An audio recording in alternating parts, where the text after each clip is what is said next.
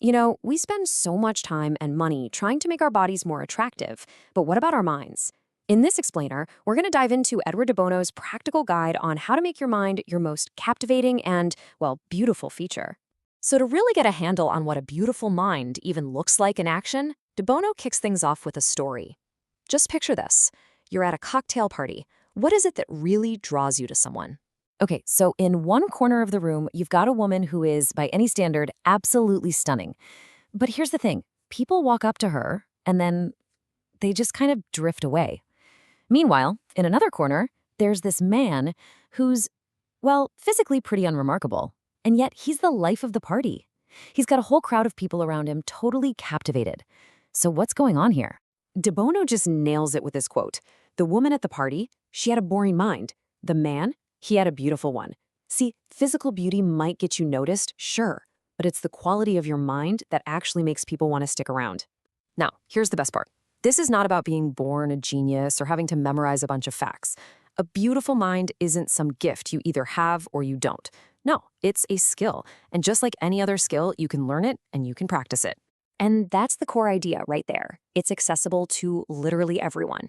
So if it's not about how smart you are, how do we actually train our minds to be more beautiful? Well, De Bono gives us 3 practical mind makeovers. So let's get right into the first one. All right, makeover number 1. This is a huge shift in your whole attitude. It's about changing the entire goal of a conversation. So instead of treating it like some kind of battle you have to win, we need to start seeing it as a subject that we can explore together. I mean, just look at the difference here. The battle attitude is all about ego, right? It's about proving you're right, and at the end of the day, you walk away with nothing more than you started with. But the explorer attitude, that's about being genuinely curious. You focus on the topic itself, not your ego. And hey, you might actually learn something new. And a really powerful tool for this explorer mindset is something De Bono calls the logic bubble. The idea is that every single person is operating completely logically inside their own little bubble of experiences, values, and needs. Your goal isn't to pop their bubble, but to make a real effort to see what the world looks like from inside it. Okay, so once you've got that explorer mindset down, you can move on to the second makeover, learning how to be genuinely interesting. And this isn't about knowing more facts than everybody else. Nope.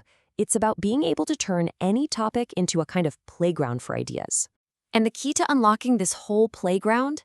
It's one simple but incredibly powerful little question. All you have to do is ask, what if? De Bono uses this fantastic, kind of playful example to show how it works. He asks, what if dogs could speak? It sounds a little silly at first, I know, but just think about the amazing conversation that question opens up. All of a sudden, you're not just talking about dogs anymore, are you? You're exploring family secrets, labor issues, political rights, even advertising. This what-if game can be used on pretty much any topic to make it instantly more creative and way more interesting. Our third and final makeover is probably De Bono's most famous concept, the 6 thinking hats. This is just a brilliant system for getting out of that argument battle and into a much more collaborative and productive exploration.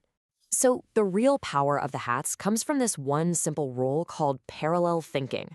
The idea is, instead of arguing from your opposing corners, everyone agrees to look at the topic from the exact same direction, at the exact same time. You're exploring it together, side by side. And the hats give us a really simple but powerful structure for this. By agreeing to, wear the same hat at the same time, you take ego right out of the equation. So when everyone puts on the black hat, for example, you're not attacking someone's idea, you're all exploring its risks together. Then when you switch to the yellow hat, you're all focused on the benefits. It's a simple rule that transforms a potential fight into this cooperative exercise. You're basically mapping out a subject from every possible angle. So, we've covered 3 pretty powerful mind makeovers.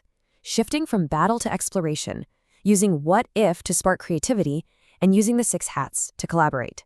The real question now is, how are you going to put this into practice? And it all comes back to this one central, totally empowering idea. A beautiful mind is something you can build. It's a skill that you develop through practice, not something you're just born with. This quote really is the foundation for everything we've talked about. If you can just adopt this one attitude, to explore rather than to win, you are already well on your way to developing a more beautiful and a more attractive mind. So I'll just leave you with this one final thought. What would change for you? What new ideas might you discover? What new connections might you make if you went into your very next conversation with this one simple question in mind?